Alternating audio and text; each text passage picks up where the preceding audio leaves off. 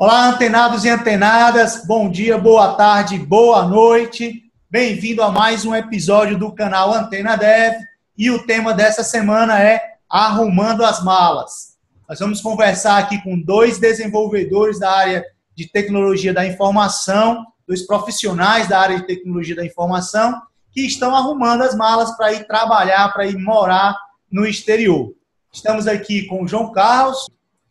Bom, o João Carlos é formado em Ciência da Computação pela Universidade Estadual do Ceará, com mestrado em Teleinformática, pelo Departamento de Teleinformática da Universidade Federal do Ceará. O João Carlos também já trabalhou no SERPRO, atualmente trabalha na Secretaria da Fazenda e tem muita experiência na área de TI, também foi professor em diversas faculdades particulares aqui do estado do Ceará. Boa noite, João Carlos, tudo bem? Tranquilo? Boa noite, Zé. Tudo tranquilo aqui para a nossa conversa. Beleza. Estamos aqui também com o Luiz Eufrásio. O Luiz Eufrásio é formado em Ciência da Computação pela Universidade Federal do Ceará, mestrado também pelo Departamento de Computação da Universidade Federal do Ceará, trabalhou na área de bancos de dados, e também trabalhou no SERPRO, trabalhou no Banco do Nordeste, atualmente também está na Secretaria da Fazenda e também arrumando as malas para ir morar no exterior. Boa noite, Luiz Eufrásio. Boa noite, Zé. Boa noite, galera que está acompanhando aí o canal. Vamos aí, vamos tentar passar essa experiência que a gente teve nesses últimos meses para embarcar para fora do país. Show de bola, massa. A primeira coisa que eu queria perguntar para vocês é por quê, como é que surgiu essa ideia de ir morar, de ir trabalhar no exterior? João Carlos, como é que isso aconteceu na sua vida aí? Conta pra gente. Grande pergunta, Zé. Bom, para quem me conhece, eu trabalho há 10 anos no setor público, sou auditor fiscal de TI na Secretaria da Fazenda, e eu sou uma pessoa que não gosta de zona de conforto, Para quem não sabe, pessoal do canal, o Zé Maria foi meu orientador de doutorado, mas por alguns eventos eu não consegui concluir, certo? Bom, então eu estou há 10 anos na Secretaria da Fazenda, estou no final da carreira, no nosso cargo, nosso plano de cargos, e eu gostaria de sair da zona de conforto, Tive uma experiência no doutorado, morei uma temporada na Grécia, um pouco mais de 2 meses, certo? Foi uma boa experiência com a minha família. E, recentemente, conversando com a minha esposa, conversando com a minha filha, nós decidimos ingressar nessa aventura de ter uma experiência internacional, profissional, A área de TI é uma área dinâmica, então, nós optamos em experimentar, passar uma temporada fora, Tentar ingressar em alguma empresa de tecnologia e, como é que posso dizer, se reciclar, conhecer novas tecnologias. Então, basicamente, minha motivação é sair da zona de conforto e se aventurar por uma temporada pelo mundo. E você, Eufrásio, o que é que deu na sua cabeça para você, vou morar no exterior? Pronto. Bom, no meu caso, eu já venho amadurecendo essa ideia há alguns anos, Eu acho que há uns 2, 3 anos que eu venho pensando nisso. Eu pensei inicialmente em ir para os Estados Unidos, mas acabei mudando de ideia e mudei os rumos pensando na Europa. Mas a minha maior motivação é participar de projetos internacionais, projetos que envolvam vários clientes de diversos países, ter essa troca cultural com as pessoas e também proporcionar para a minha família, para os meus filhos, Tenho 3 filhos e a minha esposa. Essa experiência também de estudar na escola fora, conhecer outras culturas, eu acho que vai ser bacana para eles. É algo que eu quero que eles experimentem. Tá, mas assim, a ideia de vocês, a princípio, é ir passar uma temporada e voltar ou é imigrar, residir permanentemente no exterior? João Carlos, qual é a tua ideia? Bom, como eu comentei, eu sou servidor público, eu tenho a oportunidade, eu solicitei uma licença de 2 anos, certo, da Cefaz, da minha instituição, e a minha ideia, a princípio, é passar no máximo 4 anos, Claro que, se o país for bom, se a empresa que eu estiver trabalhando for cativante, se as coisas realmente fluírem, é bem capaz de eu permanecer fora, Eu conheço alguns colegas, tenho vários colegas também que trabalharam no setor público, como também na área privada, que se aventuraram em morar no exterior, em trabalhar com TI no exterior, e resolveram ficar de vez. Mas, a princípio, Zé, a minha ideia é passar uma temporada de 2 a 4 anos. Claro que se eu não voltar é porque a coisa foi boa, Dependendo da grana, né? Pagando bem que mal tem, né? Com certeza, mas acima da grana é a qualidade de vida, né? Como o nosso colega Eufrásio comentou, né? Se a nossa família se adequar, se realmente a grana for menor do que é aqui no Brasil, mas a qualidade de vida for bem superior, com certeza compensa. Em geral, a segurança pesa muito na hora dessa decisão, né? Estar num ambiente mais seguro, né? Num país mais seguro. E você, Eufrásio, qual é a tua ideia? É ir e migrar de vez? Ou é voltar, passar uma temporada e voltar? Eu estou seguindo os mesmos passos do João Carlos, né? Também sou servidor público, a gente trabalha junto lá na Cefaz. E também solicitei a licença. Assim, se a ideia fosse ir embora de vez, acho que eu pedia logo as contas do trabalho e já ia de vez, né? Mas também pedi a licença por 4 anos. E aí vamos ver como é que vai ser lá, vamos ver como é que a minha família vai se adaptar, né? E aí, dependendo da situação, como é que vai estar o país daqui a 4 anos, né? Vamos avaliar também, ficar monitorando aí a situação. A gente torce para que melhore, mas vamos ver como é que vai estar. Se der certo, se todo mundo se adaptar, né? Isso, pode ser que a gente fique. Se tiverem boas oportunidades. Isso. No meu caso, a gente não falou ainda, mas eu vou para Portugal. Acho que isso aí, estou antecipando aqui, né? Fala um pouquinho aí. A próxima pergunta que eu ia fazer era como é que vocês escolheram o país que vocês vão. Então, o Eufrásio já tocou no assunto, ele vai para Portugal. Aí eu perguntaria, por que Portugal? Pronto. Bom, no meu caso, eu tenho motivações pessoais e profissionais, né? Vou começar pelas pessoais. Bom, eu visitei Portugal em 2016, por acaso, porque, na verdade, eu ia para a França com a minha esposa, né? Nas férias. E aí, nosso voo parou em Portugal, ia passar o dia inteiro lá. Aí eu falei, não, vamos pegar um carro e vamos... A gente chegou 6 horas da manhã e ia sair só 6 horas da noite, né? Vamos alugar um carro que vamos passear, ver o que a gente vê por aqui e tal. Peguei o carro e fui, peguei a estrada. E aí nós fomos de Lisboa até Fátima, né? E aí a gente ficou encantado pelo país, sabe? A gente passando pelas estradas e vendo aquelas paisagens e tudo. E aí aconteceu algo interessante também, porque eu vou até tocar num ponto até um pouco religioso, fugindo um pouco do nosso tema principal, mas há muitos anos atrás, quando eu rezei e fui ver se eu deveria ir embora para o país ou não, né, do país, eu abri a Bíblia numa passagem bem interessante que falava para deixar a minha pátria, né, é uma coisa que acho que é Jeremias capítulo 12, não sei, não lembro agora de qual, mas era para deixar a minha pátria, dizia isso na passagem, né, e eu sou católico, né, e tudo. Quando eu fui para Fátima, na missa lá, assim que a gente sentou na igreja, quando começar a missa, a primeira leitura era exatamente a passagem que eu tinha lido há 2 anos atrás, cara. Aí, meio que, como se ligasse uma coisa com a outra, eu pensei, rapaz, eu acho que aqui é o lugar que eu tenho que vir para experimentar, morar, trabalhar, não sei. E aí, quando voltei, comecei a pesquisar, o João Carlos também tinha interesse em Portugal, inicialmente, né? E eu vi que estava tendo muito investimento de empresas de TI em Portugal, que o governo tinha aberto, né, criado isenções fiscais, várias startups foram criadas, etc. E também tem outras motivações pessoais, como, por exemplo, eu gosto muito de surfar, e Portugal é um dos melhores, né, tem os melhores picos de surf da Europa. Mas a água é fria, hein? Tem que usar, já aprendi a falar lá terno, a roupa de borracha eles chamam de terno, né? Então já aprendi a falar terno, que é para poder arrumar um terno lá para surfar, porque senão o cara não aguenta entrar na água, não. Não. Mas é isso. E Fátima é um lugar realmente impressionante. Eu tive lá e tem realmente uma energia diferente para quem tem fé, para quem acredita, né? Em alguma coisa, para quem é católico. E realmente eu lembro que na cidade em si não tem nada demais. Mas eu entrava quando eu entrei na Basílica, eu chorava feito um menino. Né? E estou retornando em Fátima agora em julho. Vamos ver se a gente se encontra lá por Portugal, então. E você, João, tá indo para onde, cara? Vamos lá, Zé. A princípio, como o Eufrásio comentou, eu recebi uma proposta para trabalhar em Portugal, através da mesma empresa do Eufrásio, certo? Mas estava participando em paralelo, né, de uma seleção para TransferWise, que, no caso, a sede dela fica em Tallinn, na Estônia, do lado da Rússia, cara. Você quer ver a Copa, diga a verdade.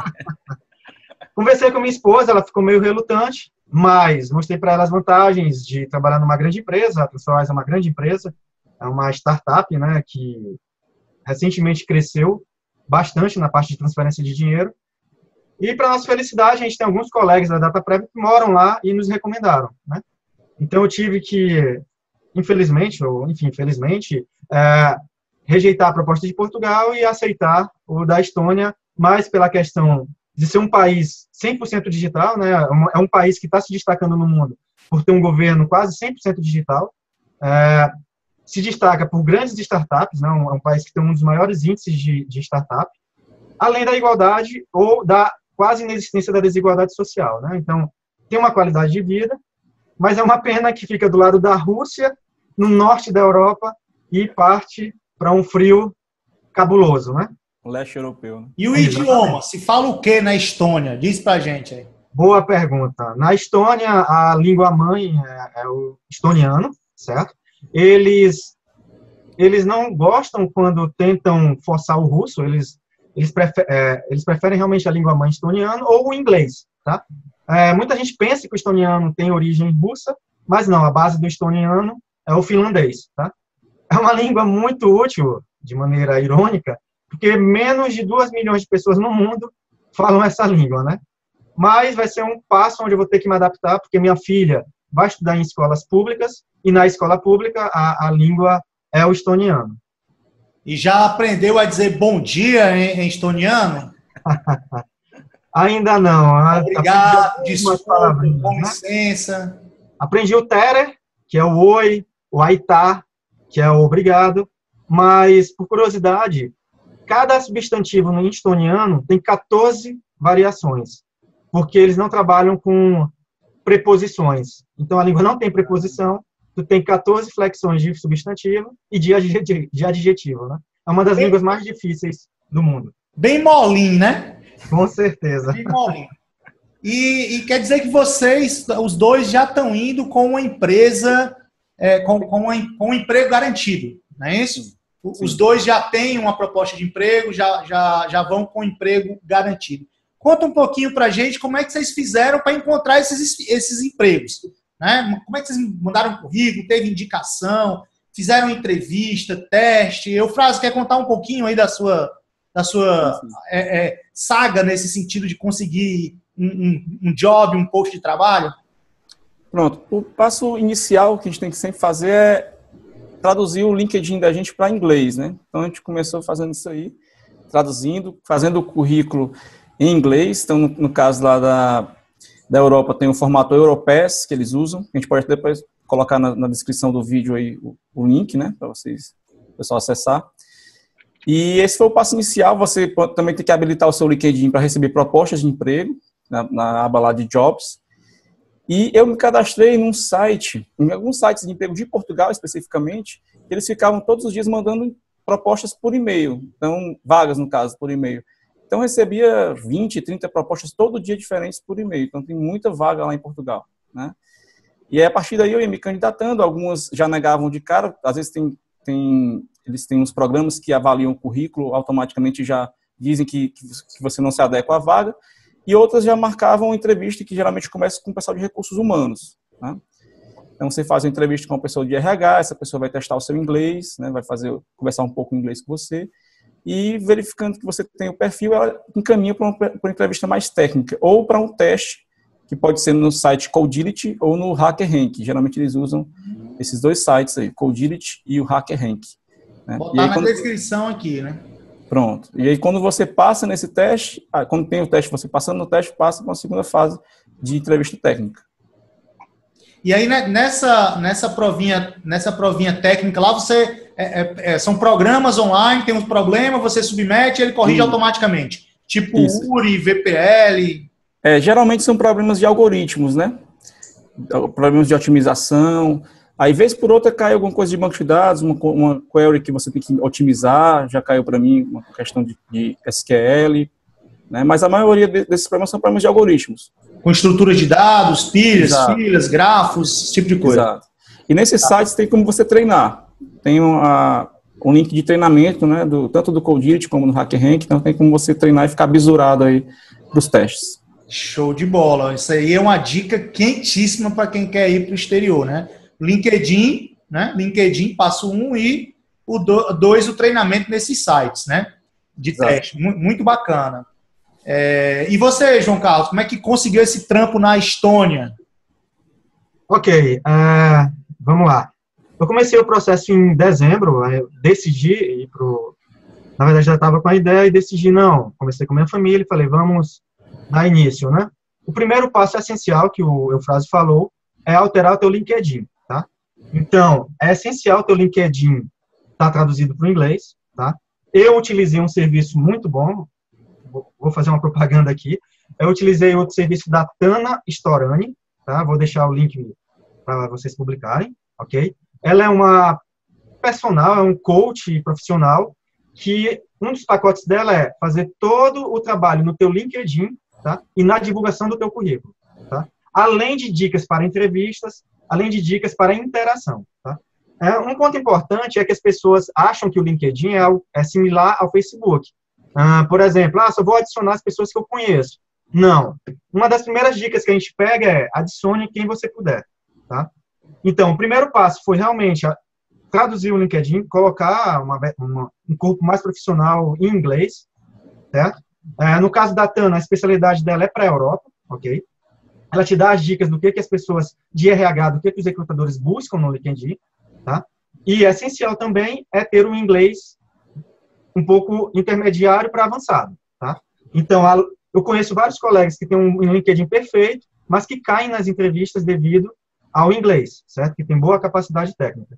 Bom, então eu alterei meu LinkedIn, segui o treinamento da Tana, as dicas da Tana, tá? E no LinkedIn, não sei se vocês conhecem, existe uma opção que é habilitar os jobs, tá? Eu vou deixar aqui o link deve estar aqui na descrição, que você habilita esse botão, habilitar job, e os países que você quer trabalhar, tá? E que, por incrível que pareça, assim que você habilita, no outro dia você recebe milhares, dezenas de propostas, tá? Exato. Então, eu participei, meu primeiro processo foi para uma empresa dos Estados Unidos. Eu caí na penúltima fase, que foi... Vamos lá, com calma. Existem 3 formas de contratação para o exterior, certo? Ou você vai através de um recrutador, o recrutador te encontra no LinkedIn, tá? E aí ele te pega e vai fazer que a gente chama de peneira inicial, ele marca uma conferência com você, faz algumas perguntas básicas, avalia o teu inglês, tá? E te direciona depois, como o Eufrásio falou, para um site de avaliação, tá? Esse site é todo automatizado. Então, temos o HackerRank, temos o Codility, tá? No meu caso, eu só trabalhei com HackerRank. Eu participei de um processo da Amazon que eles utilizavam o HackerRank, tá? A TransferWise utiliza o HackerRank. Então, o recrutador inicialmente conversa com você, passa esse teste técnico, e se você tirar uma nota ou se encaixar, você é chamado para uma entrevista técnica, tá? Então, esse é o passo mais rápido através de recrutadores. Você faz a peneira inicial, faz um teste online, ele analisa o teu teste online, e aí faz uma entrevista mais técnica, utilizando já os técnicos da empresa, ok? Uma vez avaliado o teu perfil, aí ele vai te caminhar para empresas, tá? É como se fosse uma terceirização, ok? A outra forma é o contato direto com um recrutador, um recrutador, recursos humanos direto da empresa, como foi o caso da TransferWise. Nesse caso, no primeiro caso, é um headhunter, né? É um Exatamente. cara que está buscando os talentos para outras empresas. Exato. Na segunda opção, você já entra em contato direto com o RH da empresa, não é isso? Exatamente. Explica aí um pouquinho melhor para a gente, nesse segundo. Vamos lá. Isso. O processo direto com a empresa já é um pouquinho mais elaborado, certo?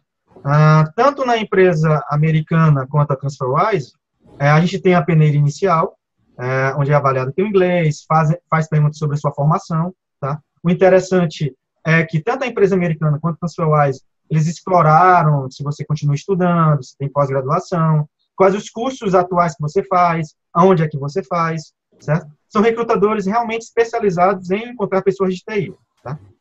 Depois, faz um teste no HackerRank, como o Eufrásio falou, né? Ou tem uma implementação, ou tem um teste, no meu caso, em Java, com várias perguntas objetivas sobre Java, banco de dados, no meu caso, caíram 2 questões para gerar query, para normalizar banco, tá?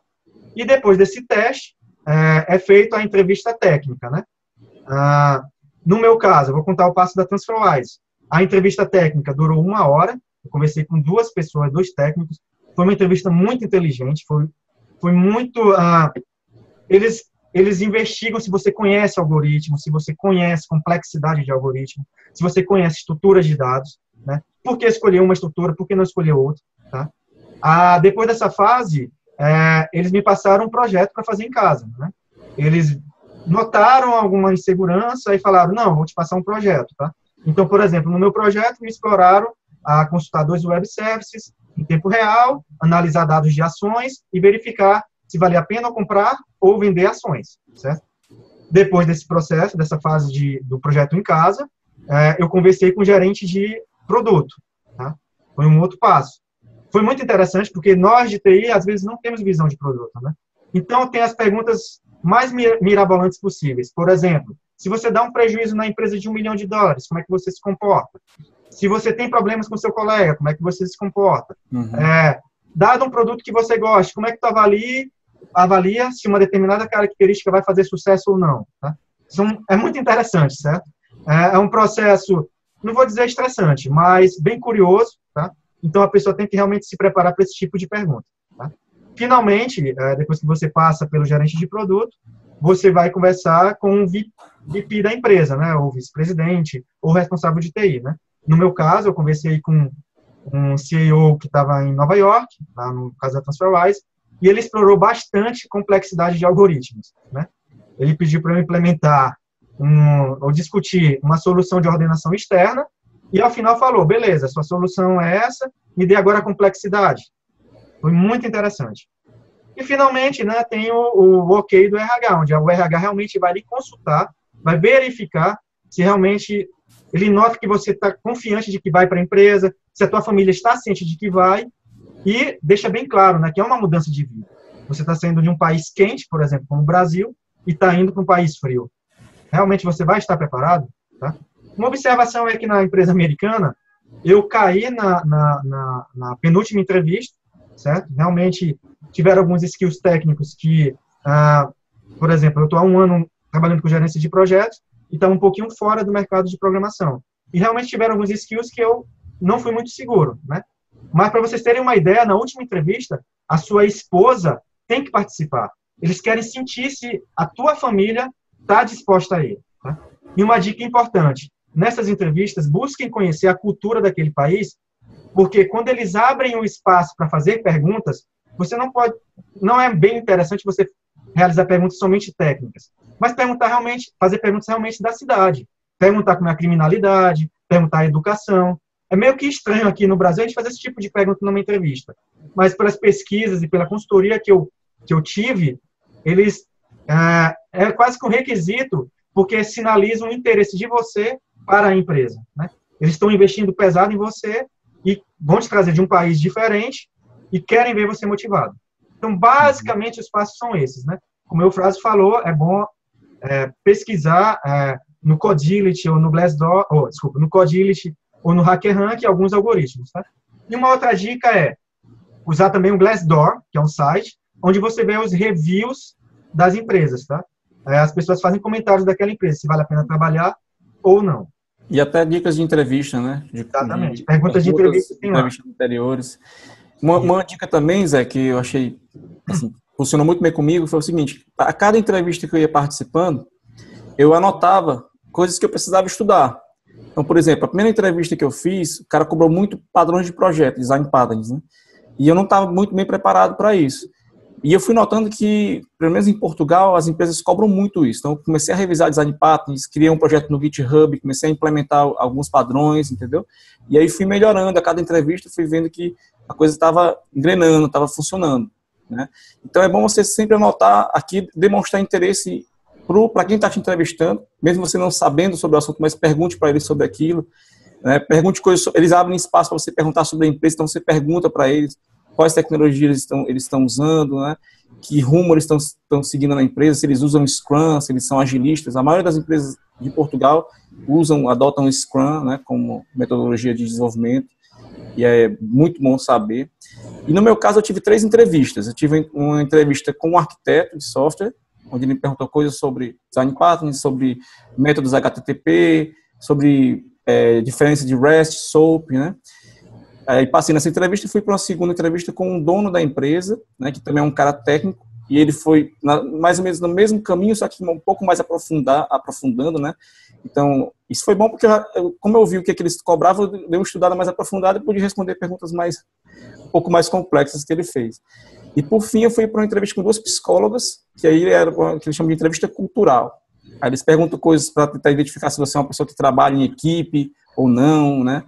Perguntaram, por exemplo, se alguma vez eu já errei na vida, sabe? Perguntaram se eu cometi algum erro que prejudicou a minha equipe. Eu disse que sim, aí pediram para dizer um exemplo, aí eu falei o exemplo lá para elas. Perguntaram o que é que mais me fazia raiva, né?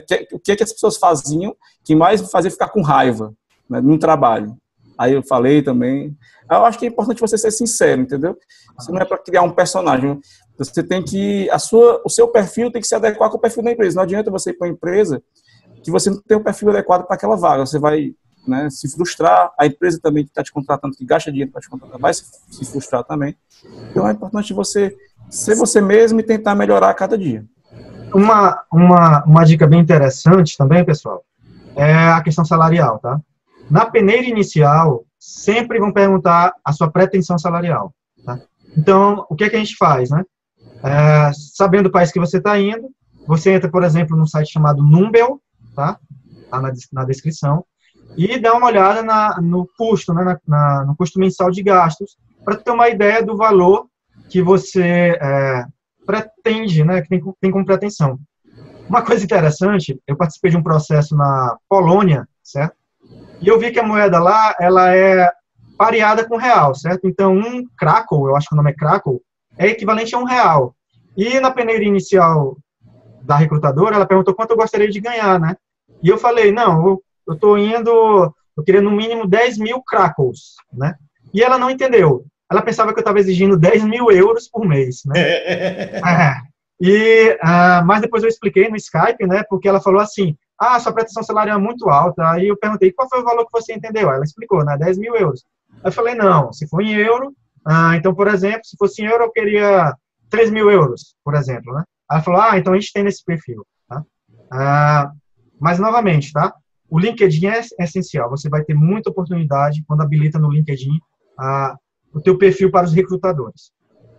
E uma vez que você já conseguiu uma vaga, como é que é a questão de obtenção de visto? Né? Eufrásio que vai para Portugal, teve necessidade? Sim. Como é que você faz? Pronto, tem 2 formas de ser feito isso aí, tá?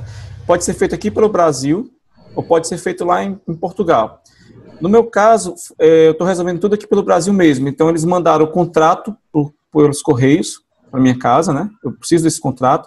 E me mandaram uma lista de mais ou menos uns 17 documentos, incluindo o contrato. Então, Portugal é um país, essa burocracia que a gente tem no Brasil, a gente meio que herdou deles, né? Então, tá explicado, né? Lá também é um pouco burocrático, né? Então, você tem que... Essa lista de 17 documentos, muitos você tem que autenticar, outros você tem que autenticar a assinatura. Tem um conceito também que eu não conhecia de apostilamento, que esse apostilamento é o que é o mais caro. Então, por exemplo, o nada consta da Polícia Federal tem que ser apostilado, entendeu? Se não for apostilado, não vale para eles. O PB4, que é o seguro de saúde, para quem não sabe, Brasil e Portugal tem um convênio, você pode tirar esse documento PB4 aqui no Brasil, que você tem direito a usar a saúde pública em Portugal.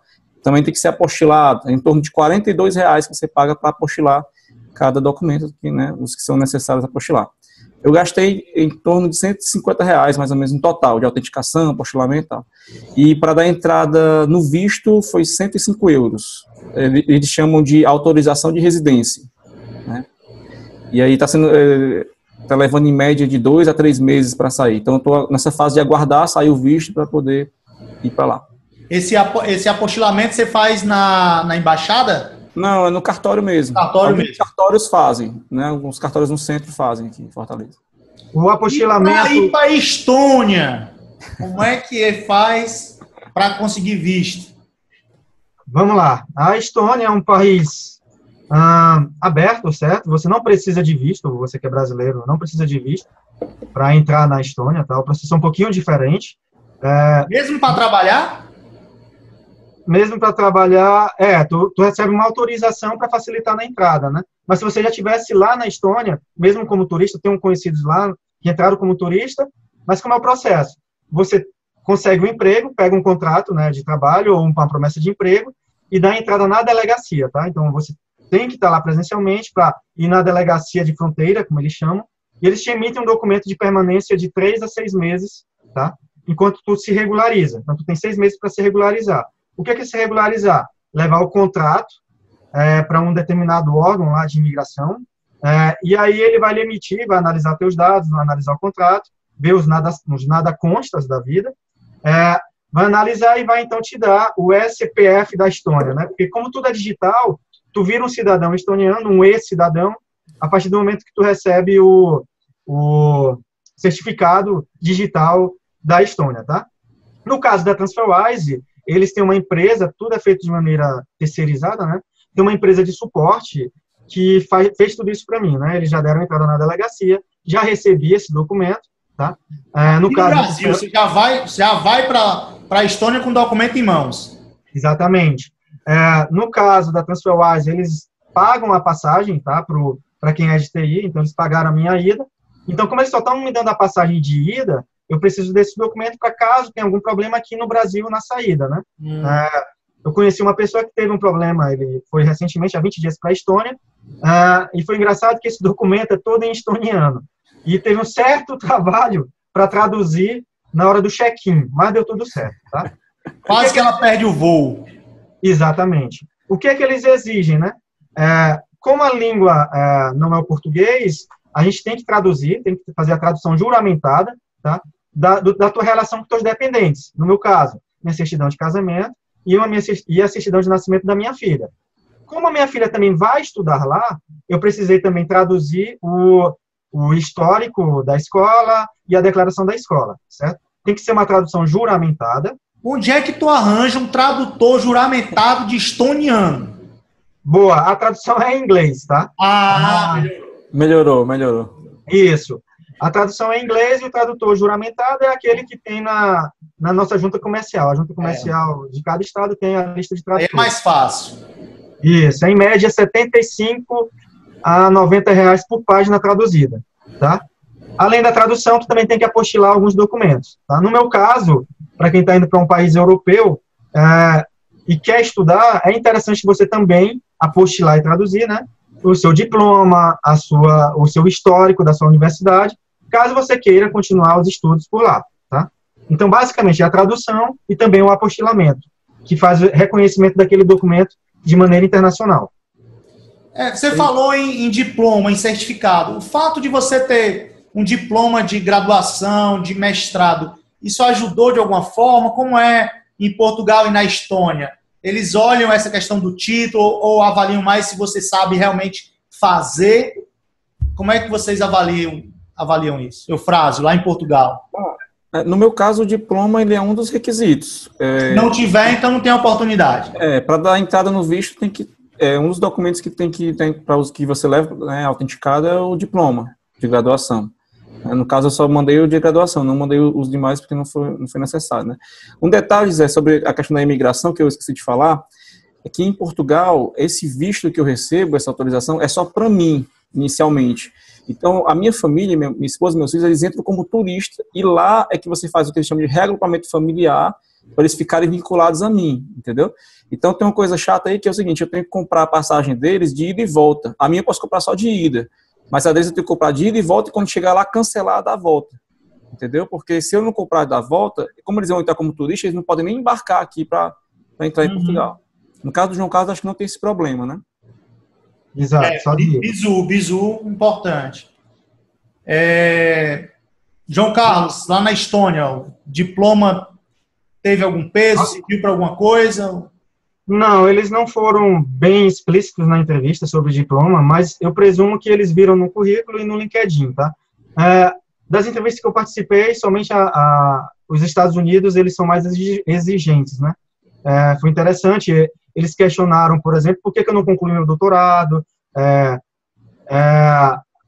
qual foi a minha graduação? Como orientador, né? Não.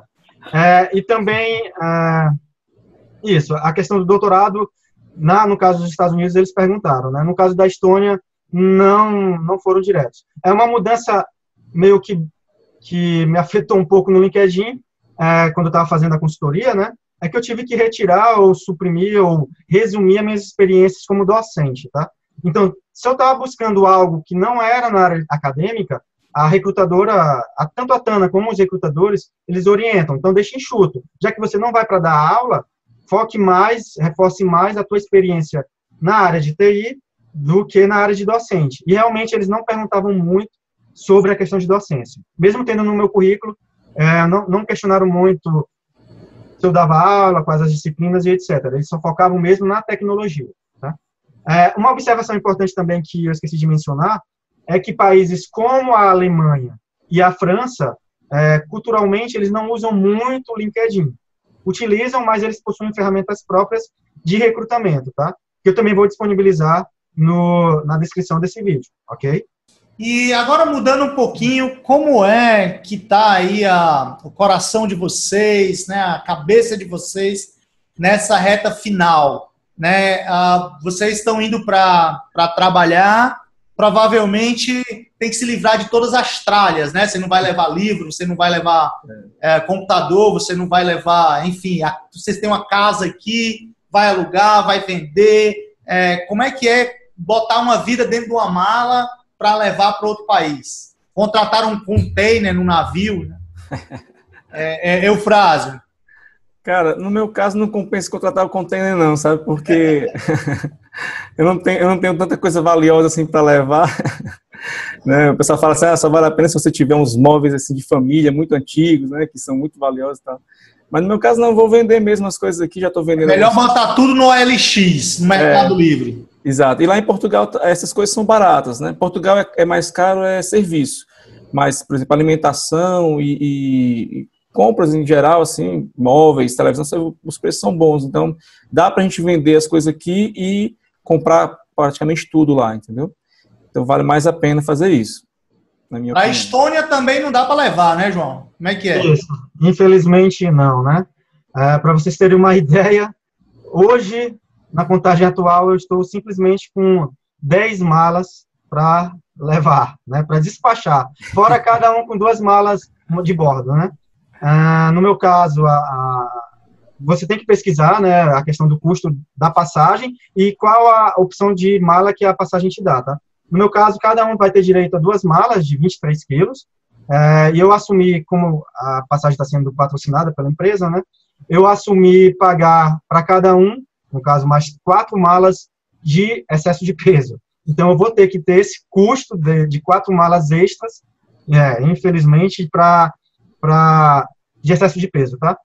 Eu comecei a vender as minhas coisas que não dá para levar, infelizmente, há 2 meses, via OLX, via Facebook, divulguei, graças a Deus vendi quase tudo, um ou outro item ainda falta vender. Sofri muito para vender meus livros, tanto livros acadêmicos como livros de romance em geral, doei alguns, deixei alguns com o Zé, né, Zé, para a gente doar, como também deixei alguns no trabalho e vendi o que eu pude, né? Então, infelizmente, essa é a parte sofrível mesmo, viu, Zé? É um exercício de desapego, né? Exatamente. Se desfazer das coisas é muito sofrido quando tem aquele peso sentimental, né? E, claro, explorando bastante as casas dos nossos pais, da minha sogra, para guardar algo que um dia eu possa levar para a Estônia, ou, quem sabe, se eu voltar, reutilizar quando eu estiver no Brasil. Então, realmente, é uma fase que você tem que desapegar e saber selecionar o que levar e o que não levar. E como é que é a família de vocês? Eu não digo esposa, filhos, porque esses eu tenho certeza que estão embarcando na aventura com vocês. Mas irmãos, primos, pais, tios, os caras dizem o quê? Estão ficando maluco? Ou não, vai ser massa? Eufrásio, o que é que a sua família diz? Cara, assim, eu assumi a estratégia de ir comunicando aos poucos, entendeu? Porque eu acho que se você falar de uma vez é meio complicado, né? A pessoa pode, né, se sentir mal e tal. É um choque, né? É um choque. Eu fui falando aos poucos, dizendo que tinha interesse em morar em Portugal. Né? Acho que foi uma boa estratégia, né? Falei que estava começando a participar de entrevistas, não sabia se ia dar certo e tal. Até que no dia que deu certo a gente comunicou, né? Mas é sempre traumático. O pessoal fica muito, principalmente por causa dos netos, né? Eu não falo nem por mim, não, mas os meus filhos, os avós sentem muita falta, né? O meu sogro e minha sogra têm contato muito grande com eles, meus pais também, então... Mas assim, graças a Deus, Portugal tem essa vantagem com relação ao Joaquim, que Portugal é pertinho aí, né? Só atravessar o Oceano Atlântico. atravessar e não precisa de visto, né? Basta ter o passaporte para entrar como turista, pode ficar até 90 dias. Então, assim, a gente já está esquematizando. A minha sogra vai com a gente, a mãe da minha esposa, no início. É uma boa desculpa para o pessoal ir para a Europa passear. Né? Exatamente. Meus pais vão, acho que no final do ano. Então, assim, a gente vai ficar sempre... nas férias de julho a gente vai ficar vindo para cá para matar a saudade também. E é por aí. Hoje em dia também com a internet facilita muito, né? Pode conversar até pelo celular mesmo, WhatsApp e tal. Então, facilita um pouco. Antigamente era mais complicado. E tua família, João Carlos, como é que reagiu, está reagindo? Pois é, vou agradecer agora a minha esposa, porque quando quis iniciar essa epopeia, eu queria logo divulgar para os meus pais, né? Mas a minha esposa falou, não, deixa para quando você tiver algo certo, né? E realmente essa foi a melhor estratégia, porque... Sabedoria feminina. Porque os meus pais são muito conservadores, não são de viajar muito, né? E a primeira reação foi, rapaz, tu vai arriscar teu emprego, a tua estabilidade. Então fica esse sentimento de medo, né? Os meus pais principalmente têm aquele receio, aquele medo do impacto inicial, né? Por que vai fazer isso? Teu emprego é bom, etc. Tem família aqui. Tem aquele apelo, né? Por serem conservadores, aquele apelo emocional. Vou ficar distante da minha neta, vou ver minha neta crescer longe. Mas é como o Frásio falou, a internet facilita as coisas. E cá para nós, dá para a gente vir no próximo ano, passar as férias, anualmente vir para cá, certo? Também no caso da minha esposa, é do mesmo jeito, só que tem uma corrente oposta, né? Os pais dela motivam mais, falam que é uma boa oportunidade para minha filha, é uma boa oportunidade para a gente, né? De conhecer uma nova cultura, de explorar uma nova qualidade de vida, tá? Então, esses últimos dias, porque daqui a 3 semanas eu estou indo para lá, está sendo realmente, eu estou evitando esse contato afetivo de lembrar dessa viagem com meus pais, né? Para evitar esses comentários, né? Essa despedida de que parece que nunca mais nós vamos nos ver, né? Então, eu utilizei a estratégia, por exemplo, de nos últimos 5 dias, eu não vou ficar na casa deles, nem da minha sogra, a gente vai ficar num hotel, estilo seleção brasileira, para se concentrar e focar na viagem, né? É interessante chegar focado, claro. A Estônia são 6 horas de diferença, o fuso, então a gente tem que se preparar para essa mudança, né? Além de ser uma outra cultura, além de ser um lugar com um clima diferente, a gente tem que realmente ir focado, né? Pensar nessa nova fase de vida, ok? A última pergunta que eu tinha para vocês é o sentimento atual. Já está dando saudade ou está dando mais ansiedade? Quero chegar logo. Para você, Eufrásio, o que é que está pegando mais? No meu caso, é ansiedade de chegar logo, sabe? Porque, assim, eu tô muito empolgado com a empresa que eu vou trabalhar. Gostei muito, é uma startup, né? É bem diferente do estilo que eu trabalho hoje no governo. Para você ter uma ideia, por exemplo, a empresa deixa você escolher qual o computador que você quer usar, manda uma lista de computadores para você dizer, eu quero esse aqui, uma lista de fones, uma lista de teclados, sabe? É bem, bem legal. Eles pagam, todo ano, a equipe se reúne, eles pagam uma viagem para a equipe diz assim, a gente quer viajar para, sei lá, surfar no Havaí, aí a empresa paga uma viagem para o pessoal ir, então eu acho que vai ser legal. Eu também fico um pouco ansioso das coisas que tem que resolver lá, né? Vou ter que matricular as crianças na escola, verificar isso, verificar apartamento, inicialmente eu aluguei no Airbnb, mas chegar lá vou ter que alugar um apartamento definitivo, então bate um pouco dessa ansiedade, qual o carro que eu vou comprar, etc. Então, tem isso aí, né? Mas eu estou mais nesse embalo de ir, né? Acho que a saudade vai ser mais quando estiver lá, quando estiver por lá. E você, João? Bom, essa semana está sendo muito dura, porque é a última semana no meu trabalho atual, né? Estou na fase das despedidas, é um pouco sofrível, mas é interessante que as pessoas motivam, desejam felicitações, e eu torço para que dê certo, né? Já teve festinha de despedida e tudo para vocês? Ainda não, provavelmente será amanhã. Aquele velho discurso... Haja coração, né? Foram 10 anos, né, Zé? Além disso, né, tô na ansiedade, eu estou enxergando isso como um aprendizado fantástico para mim, pela cultura, né, nós brasileiros somos muito receptivos, quentes, eu li sobre a cultura da Estônia, os caras são mais frios, a população lá não tem muita expressão facial, se o cara vai te dar uma notícia boa ou má, eles têm a mesma expressão facial, culturalmente, eles não são de conversa fiada, né? Então, por exemplo, se você vai para uma reunião de negócio ou vai para uma reunião da empresa, eles não têm costume de perguntar, por exemplo, como é que está a sua família, né? Então, eu já estou preparado para isso, li alguns blogs com relação a isso, estou lendo sobre a cultura, é um povo que adora o silêncio, não gostam de barulho, seja na rua, seja em casa. Quando você visitar um estoniano, tirar o sapato. Então, eu estou nessa fase de ansiedade para conhecer essa cultura. Uma coisa interessante é que eles são receptivos, mas são frios, né, nesse sentido, diferente do brasileiro. Que mais? Então, essa ansiedade para conhecer tá chamando muito a minha atenção hoje, né? Mas, infelizmente, nessas próximas 2 semanas, vai ter a despedida da família, vai ter a despedida, o até logo, né? A família, o até logo ao meu trabalho, né? Fiquei feliz que, recentemente, meu pai já cogitou em nos visitar no outro ano, tá? Semelhante como o meu Frase falou, a empresa é bastante receptiva, eles deram a passagem, vão me dar 1 mês de hospedagem, né? Vão me receber no aeroporto, falaram que vão me receber, vão me levar aonde eu vou morar, e estou torcendo para que dê certo, né? E conhecer essa nova cultura. E a questão salarial, a questão salarial e a questão técnica, vocês estão dando um passo atrás para depois dar um passo à frente, ou o que vocês vão ganhar lá já compensa o que vocês ganham aqui, já é maior, ou vocês estão indo ganhando menos para ter uma qualidade de vida maior? Como é que é teu caso, Eufrásio? Dá para falar de valores? Bom, no meu caso, assim, na prática, posso falar o seguinte, que eu vou ganhar, se converter para reais, eu vou ganhar metade do que eu ganho aqui, lá, né? Mas, em compensação, eu não vou pagar plano de saúde, né? Não vou pagar colégio, que é caro, né? Colégio lá, escola pública é boa, não vou pagar plano de saúde. O custo de vida em Portugal é muito barato. Pra você ter uma ideia, uma família com 160, 180 euros faz o supermercado do mês inteiro, né, em Portugal. Então, assim, os salários em Portugal são menores que na Europa, né, que na média da Europa, mas o custo de vida é bem menor, né? O que está um pouco mais caro lá é o aluguel.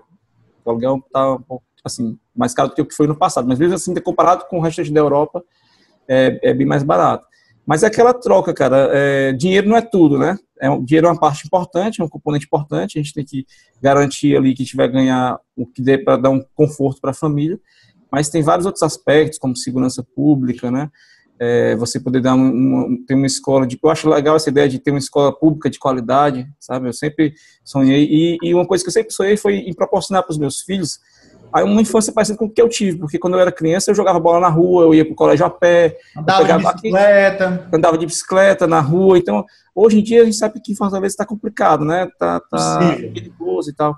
Então, assim, lá eles vão ter essa possibilidade de pegar a bicicleta e ir para a praia de bicicleta, então acho que vai ser legal. E você, João? Bom, no caso da Estônia, eu vou ter uma redução de 30% do meu salário, vou ganhar o equivalente a 70%, tá? O custo de vida é semelhante ao de Portugal, tá? Para vocês terem uma ideia, conheço pessoas que vivem com 1.000 euros, tanto na Estônia quanto em Portugal, tá? Claro que sem luxos, né? Mas vivendo uma vida digna, tá? No caso da Estônia, um pouco diferente de Portugal, o transporte público é free, é grátis para quem é residente, tá? Eu não preciso pagar nada para o governo. Tá? O Wi-Fi também, né? O Wi-Fi, exatamente. A cobertura de Wi-Fi é 100% na cidade. Ou dá para a Estônia. Boa. Inclusive nos parques, né? Nos parques, a área verde lá é fenomenal, tá? Escola também não vou ter custo, como também saúde. A saúde eu vou pagar uma taxa, no caso para minha esposa, tá? A minha esposa está indo estudar, ela não vai trabalhar por enquanto, mas a partir do momento que ela tiver um vínculo empregatício, ela também vai ter direito de usufruir a saúde, tá? E para as crianças, a saúde lá é universal, tá? Então, outro fato interessante... E a saúde é pública. Isso. Exatamente. A saúde é pública, inclusive, alguns colegas que moram lá falam que a saúde privada não tem tanta qualidade quanto a pública lá, certo? A cobertura não é tão boa. Um dia a gente chega lá, né? Sei quando, né? Se Deus quiser. A educação... Uns 100 anos a gente chega lá. Boa. Tem um dos melhores índices lá daquela avaliação de PISA, né? A educação lá é muito top para a educação infantil. Eu estou muito ansioso para ver minha filha aprendendo estoniano, se Deus quiser se adaptando legal, tá? E nem se fala no tamanho do país, né? A Estônia tem o tamanho do nosso estado da Paraíba, e a população do país, por incrível que pareça, é de 1.400.000. Na capital... Em Fortaleza, né? Exatamente. É um interior moderno, né? Então vai ser uma experiência muito interessante, cara. Vou perder o salário, mas vou visitar lá, viu? Ótimo, aguardo sua visita. Vou perder no salário, mas como o meu Francisco falou, a gente vai ganhar, se Deus quiser, na qualidade de vida, né? Galera, eu só tenho a agradecer para vocês de coração pela entrevista, pelas dicas fantásticas que vocês deram aí para quem está pensando em ir trabalhar no exterior. De coração, desejo muito sucesso para vocês, né, que vocês alcancem aí todos os objetivos, que seja apenas o ponto de partida, né, e que, como nossos colegas que estão no Canadá, que nós conversamos no episódio 8 aí do Antena Dev, que estão no Canadá há 15, 17 anos, né, que vocês possam ser felizes lá, né, e ficar bastante tempo, se adaptar sem maiores dificuldades, né, e aí ocupar novos jobs, novos desafios, com salários cada vez maiores, com desafios maiores nas startups que hoje estão bombando aí, tanto em Portugal como na Estônia. Realmente eu estou muito feliz pelo episódio de hoje, tá? Pelas dicas realmente quentíssimas que vocês deram. Muito obrigado, de coração, tudo de bom e espero visitar vocês em breve em Portugal e na Estônia. Grande abraço, valeu, até o próximo episódio do canal Antena Dev.